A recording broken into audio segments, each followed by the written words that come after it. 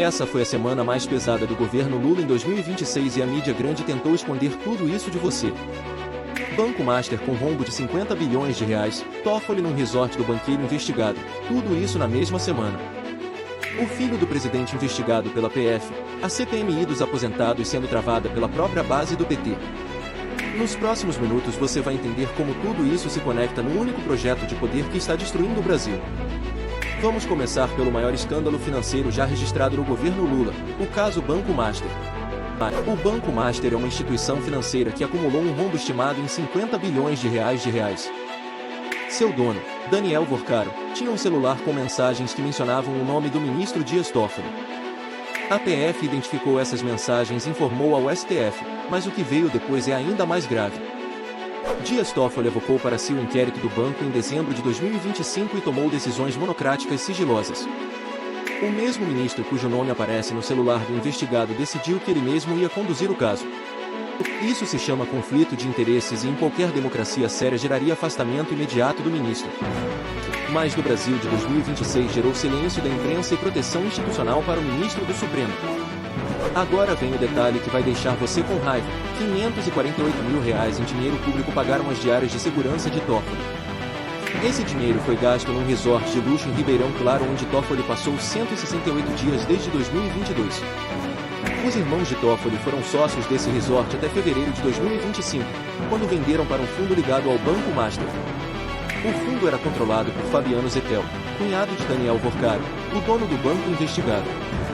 Repita comigo: juiz que conduz o caso, resort do cunhado do investigado, família como sócia, dinheiro público bancando tudo. A pressão foi tanta que Toffoli se viu obrigado a deixar a relatoria do caso e André Mendonça assumiu. Mas os 25 pedidos de impeachment ainda aguardam despacho do presidente do Senado, Davi Alcolumbre. A oposição reuniu 280 assinaturas para criar uma CPMI com poderes de quebrar sigilos e convocar depoimentos. Para entender Toffoli é preciso entender como ele chegou ao STF sem nunca ter sido juiz de carreira na vida. Toffoli nunca prestou concurso público, nunca exerceu a magistratura, chegou ao Supremo pela amizade com o PT. Lula o indicou em 2007 pelos laços políticos, não pelo currículo jurídico, e ele está lá até hoje. Esse é o retrato do STF brasileiro, um tribunal onde a indicação política vale mais do que décadas de carreira. E agora esse mesmo tribunal se coloca como árbitro da democracia brasileira, pode acreditar se quiser. Agora vamos para o segundo grande escândalo da semana, o INSS e o filho do presidente. A CPMI do INSS investiga fraudes que o relator estima acima de 50 bilhões de reais contra aposentados brasileiros. Câmbio ilegal, empresas de fachada, uso de criptomoedas, as características técnicas apontam claramente para crime organizado. E no centro dessa investigação aparece o nome de Lulinha, filho do presidente, como possível sócio oculto. A PF informou ao STF que investiga a possibilidade de Lulinha ter negócios com o lobista Antônio Camilo Antunes. Antônio Camilo, o careca do INSS, é o suposto operador do esquema que desviou bilhões dos mais velhos. Lula disse publicamente que o filho vai pagar o preço se for culpado, bonita frase para as câmeras. Mas a base do PT na CPMI rejeitou por 2 vezes seguidas a convocação de Lulinha para depor. As palavras de Lula para a imprensa dizem uma coisa, os votos da base petista no Congresso dizem o contrário. Carlos Viana, presidente da CPMI, confirmou que os requerimentos contra Lulinha e Frei Chico serão pautados. Frei Chico é o irmão do presidente e também está na lista de convocações que a base governista tenta bloquear.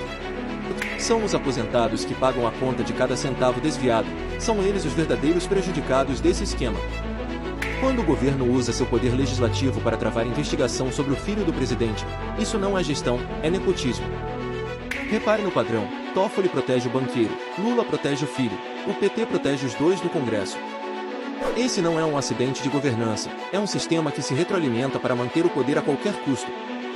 Agora vamos falar do carnaval e dos 9,6 milhões de reais que saíram do seu bolso para um desfile político.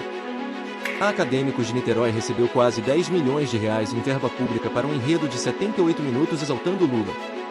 No meio do desfile, figurantes vestidos de evangélicos foram expostos em latas com rótulo de falso moralista e suco de ódio. O governo chamou de arte, as igrejas chamaram de cristofobia, e o povo chamou de rebaixamento.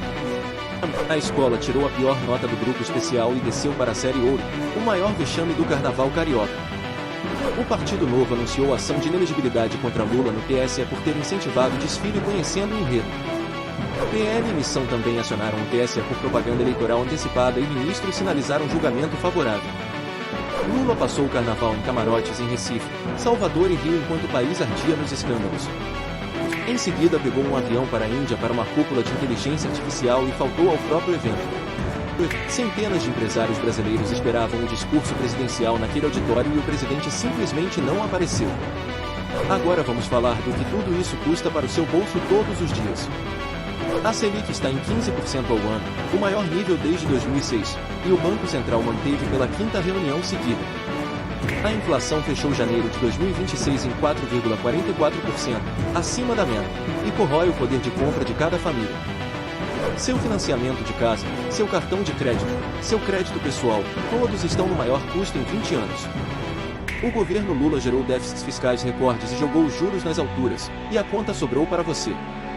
E tem mais, o orçamento 2026 reservou 61 bilhões de reais em emendas para parlamentares aliados do governo.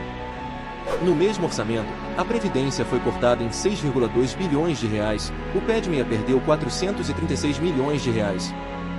O auxílio gás foi cortado em 300 milhões de reais e o fundo eleitoral cresceu para 4,9 bilhões de reais em ano de eleição.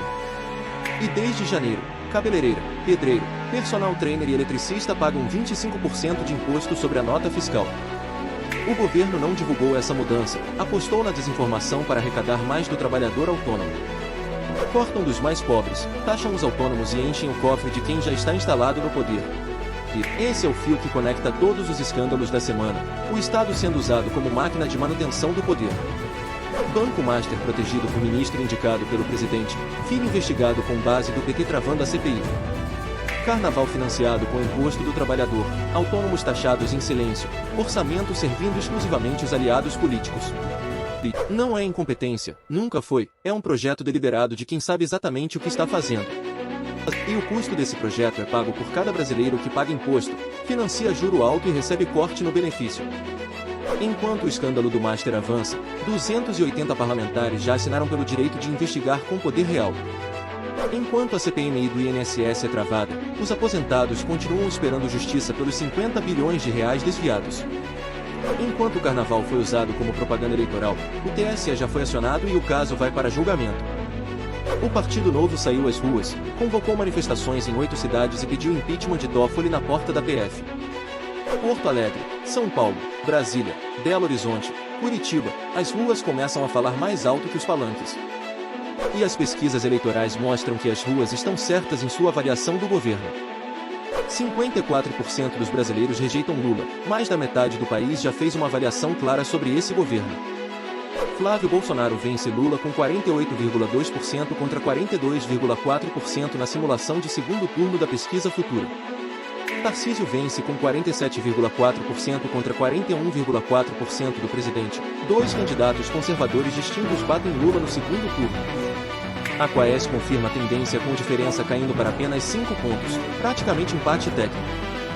2026 está mais aberto do que qualquer análise de 2024 poderia prever, e o conservadorismo brasileiro está de pé.